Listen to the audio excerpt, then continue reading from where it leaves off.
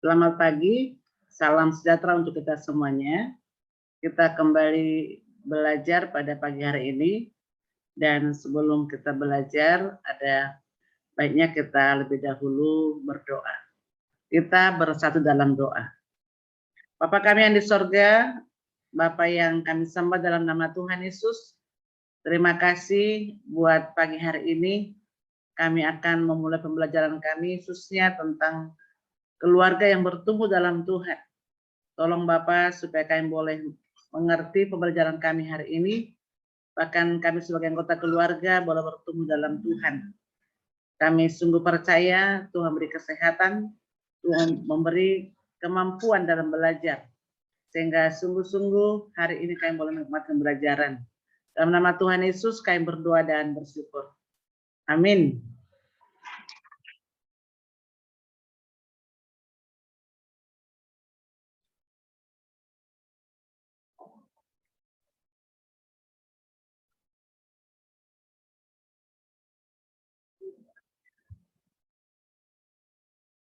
Sebagaimana minggu yang lewat kita sudah belajar tentang keluarga yang bertumbuh dalam Tuhan, dan kita sudah belajar apa itu pengertian bertumbuh dan ciri-ciri yang bertumbuh itu apa.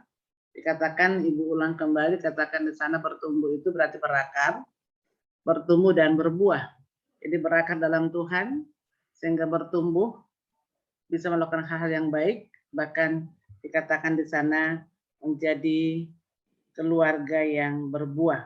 Dan sekarang kita mau lihat apa kata Alkitab tentang hal itu.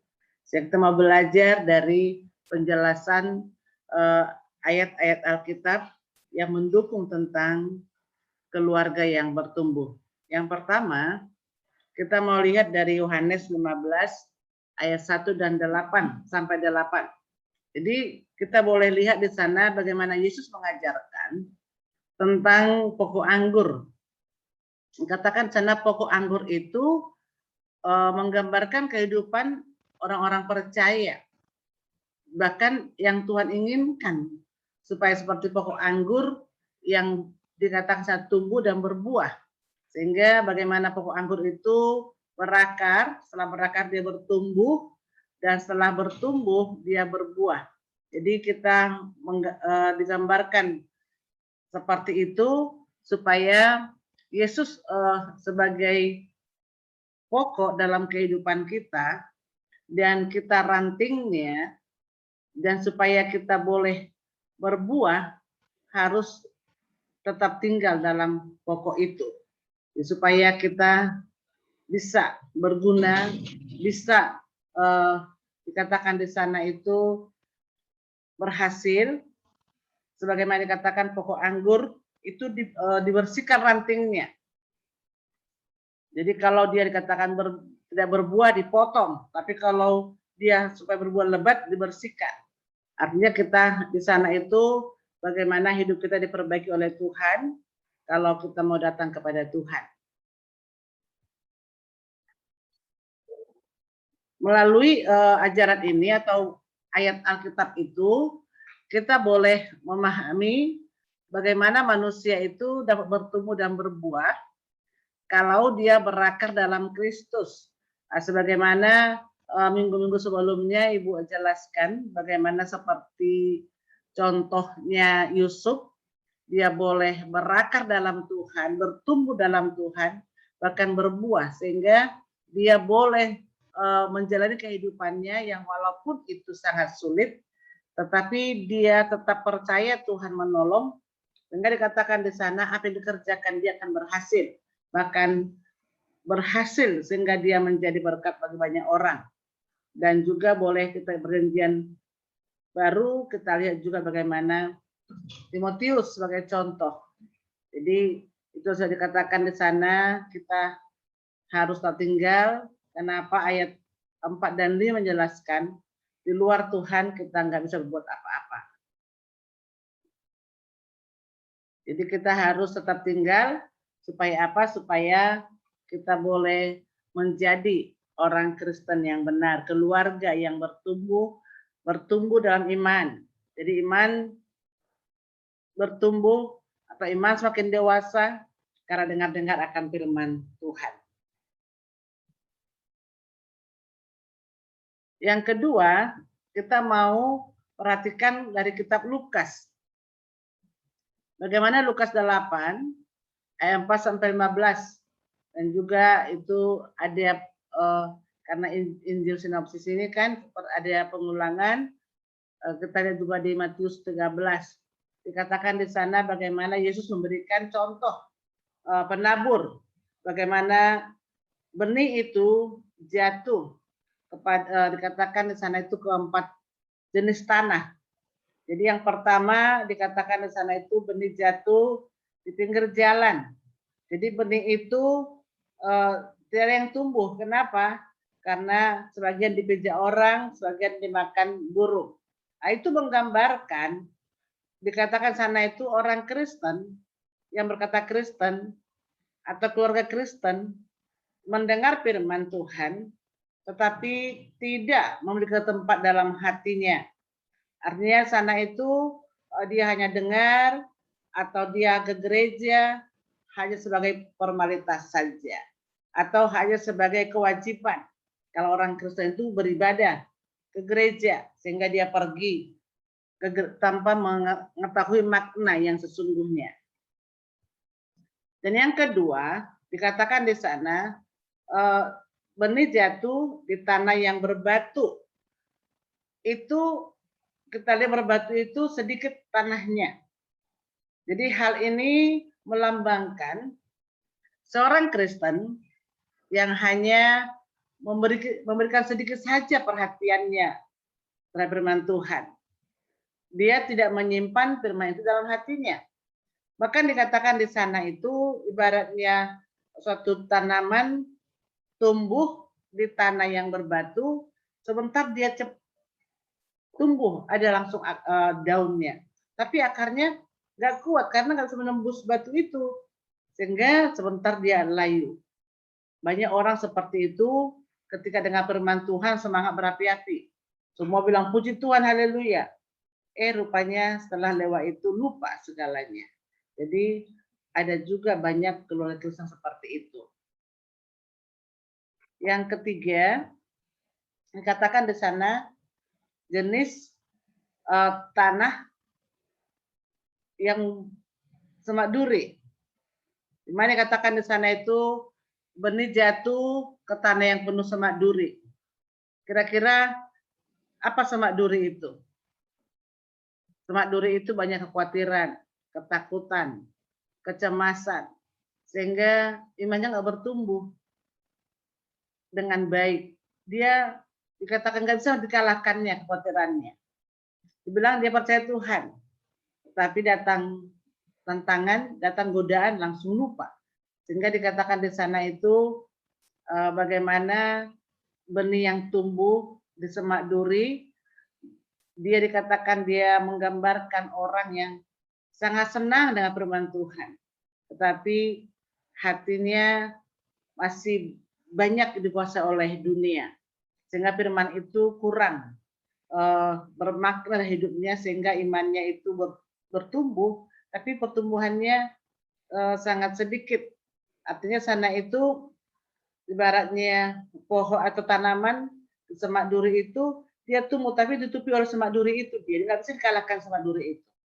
Demikian juga sering banyak keluarga Kristen karena banyaknya tantangan atau banyaknya kekhawatiran ketakutan, lupa dia Tuhan ada, sehingga ketika mungkin berdoa imannya seolah bertumbuh, tapi setelah itu datanglah ketakutan, kekhawatiran, sehingga dikatakan nggak sampai dia berbuah. Itulah tanah yang ketiga. Tapi tanah yang keempat dikatakan sana benih jatuh di tanah yang baik, artinya tanah yang subur, tanah yang gembur. Itu melambangkan atau menggambarkan orang Kristen yang serius dan sungguh-sungguh terhadap kebenaran firman Tuhan. Katakan dia mendengar, merenungkan, dan melakukan. Sehingga dikatakan orang seperti itu memberi hatinya kepada firman Tuhan itu, dan dia melakukan apa kata firman Tuhan itu, akibatnya dia bisa berbuah. Jadi dikatakan di sana itu bagaimana tanah yang subur itu, benih itu dia berakar, tumbuh dan berbuah. Jadi demikian juga kita lihat ada 4 jenis tadi, demikianlah kehidupan keluarga Kristen sebenarnya.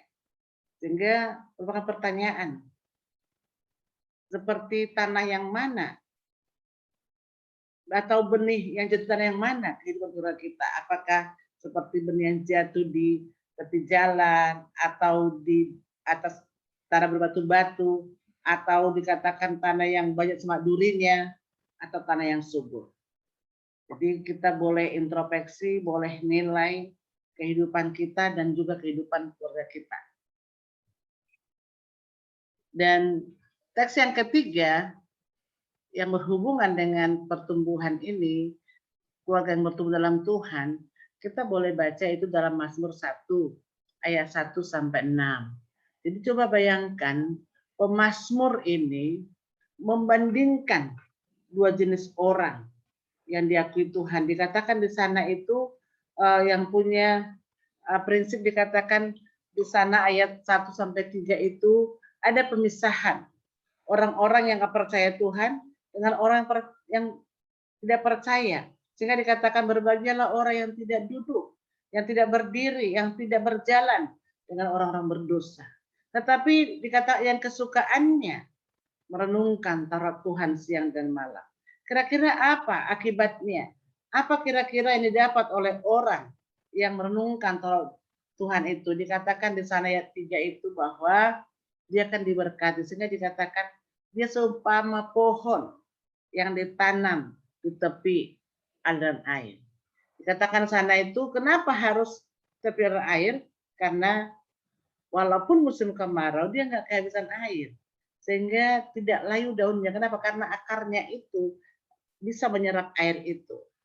Sehingga dikatakan di sana apa saja diperbuatnya berhasil, dan dikatakan berbuah pada musimnya, daunnya tidak layu. Jadi demikian juga orang-orang yang percaya Tuhan, kalau dia percaya Tuhan, andalkan Tuhan dalam hidupnya, dia akan mampu meyakinkan dirinya bahwa dia bisa bersama dengan Tuhan. Sehingga dia bisa melakukan apa yang benar, apa yang baik, apa yang menyenangkan Tuhan. Sehingga dikatakan berbahagialah orang yang kesukaannya merenungkan Taurat Tuhan siang dan malam. Jadi kita lihat di sana orang fasik itu ayat 4 sampai 6 itu ya. Orang fasik itu dijelaskan di sana bahwa itu seumpama orang-orang yang belum sungguh-sungguh dalam Tuhan, yang mungkin KTP-nya Kristen, tetapi belum sebenarnya menjadi Kristen. Karena kita tahu arti Kristen itu apa ya kan? Kristen itu pengikut Kristus. Tetapi kalau pengikut Kristus berarti Yesusnya di depan, kita di belakang mengikutinya. Tapi dikatakan orang fasik itu, dia ikut dunia. Dia tidak mau tinggal dalam firman itu. Atau dianggap firman itu omong kosong atau dongeng. Sehingga tidak mau diandalkan pemikirannya. Diandalkan kehebatannya. Tapi dikatakan di sana akibatnya, dia akan mendapati jalan buntu. Atau dikatakan kebinasaan. Jadi dari 3 nas itu menggambarkan bagaimana keluarga kita boleh bertumbuh, sehingga perlu kita pahami ayat itu, kita mengerti ayat itu dan kita lakukan. Dan juga kita boleh melihat di mana kira-kira keluarga kita dan bagaimana kita berbuat supaya bertumbuh dalam Tuhan. Sehingga ada gunanya kita belajar, ada gunanya kita mendengar firman Tuhan. Oke, sampai di sini firman Tuhan yang boleh kita pelajari hari ini.